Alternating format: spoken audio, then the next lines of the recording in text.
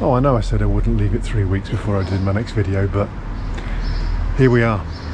I have actually made some videos, but frankly when I watched them back I bored myself. It was just me moaning about the struggle of getting in training rides in between the stress and strain of normal life. Still, Sunday morning, quick coffee at the pantry, little cortado to get the caffeine going, and off on a ride with one of my mates to find out how he's getting on with his training for his massive Audaxes.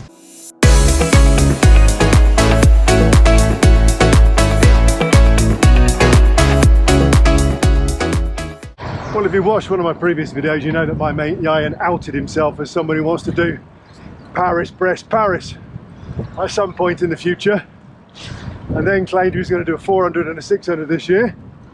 The 400 has been done, and I went out with him for the last 60k, which absolutely blew my legs off because he was still at 28 kilometers an hour on the last 60k, which staggered me. So where are we up to? Plans for the 600? Yeah, next weekend. Certainly the first attempt. I'm hoping the 400 took 4 attempts. I'm hoping 600 doesn't take 6 attempts. Mental resilience is the word I'm looking for.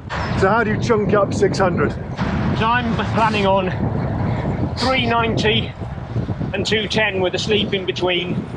One thing I learned from my 400 was that I need to be more kind to myself and stop when I need to stop, not stop when the schedule says stop. Oh, so I reckon what I can do to help is I'll come down the route in reverse for 75k, turn around and meet you, then I've got in 150k and you've got a bit of company for the way home. Yeah, so that's what really made the 400 was that, you know, the last 2 hours flew by, you know, after 15... For him? Just mentally, it was the fastest 2 hours of the entire ride. Yeah, and that was 11 p.m. until 1:30 a.m. Yep. I want to find out a little bit more about his training for getting to a 600. In the meantime, here's an update from the more sensible me earlier this weekend on how riding the long way home planning's going.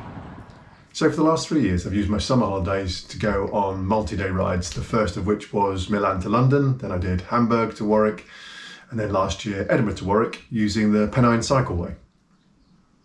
This year obviously I can't leave the UK, so I came up with the idea of riding with subscribers to this channel. I put out a video earlier this year with a link to a survey, asked people if they wanted to ride with me, and 160 odd people said yes. After I'd filtered out all the international destinations, which would have been lovely to ride in, but obviously I can't, and then all the extremes of the UK like Aberdeen and then down Exeter and Aberystwyth, and there were some others around the country that I simply couldn't get to. What I was left with was a big selection of towns and cities across England, from Newcastle in the north down as far as Salisbury in the south. I put them all together onto a spreadsheet and then started to map them onto Komoot and see if I could find a route. And this is what I ended up with. You can see this is a kind of weird number 6 that goes across the country. I'll leave a link to the route in the description below. Maybe there's a chance I might adjust the last 2-3 days. So if you're still interested in riding with me, then drop me a line. My contact details will be below as well. Okay, back to future me out on the road. Yeah, so last week I rode to Cambridge to go and see my younger daughter for her birthday. And you have to admit there's a bit of enjoyment about pulling up to a fellow cyclist at traffic lights and asking each other where you're going. And there you go, oh, I've got this 40-mile loop to do. And you go, yeah, I'm riding 100 miles to go down to Cambridge. I love the expression on people's faces when you do that. There you go, they slowed down. Oh, I wanted to make it look like we were catching them.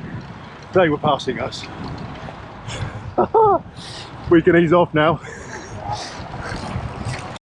So I was chatting to my mate Andy last night, who did the Transcontinental, about mental resilience. What I'm finding hard on longer rides at the moment is not the distance in numbers, but the time, Yeah. you know, like you do 3 hours and think to yourself, shit, I've got another 4 hours, 5 hours, 6 hours of this to go Yes. before I can stop. And that's really messing with my head. How are you coping with that over huge long distances? Yeah, it's a tough one, but it's like you've said in previous videos. It's that stuff that's in the bank. Yeah, Previous rides yeah, make you know that you can do that stuff. yeah. So, Which is why you've got to go out and do it in training. yes. Right, excellent ride. We averaged 27.5 kph. That's good for me. See you next Sunday somewhere on your massive 600 route. Yes, see ya, and I look forward to your company. It's probably the fastest 2 hours I've ridden all year, but made so much easier with good company and feeling good in your legs. Still need to do a lot more endurance though. Right, that's your lot.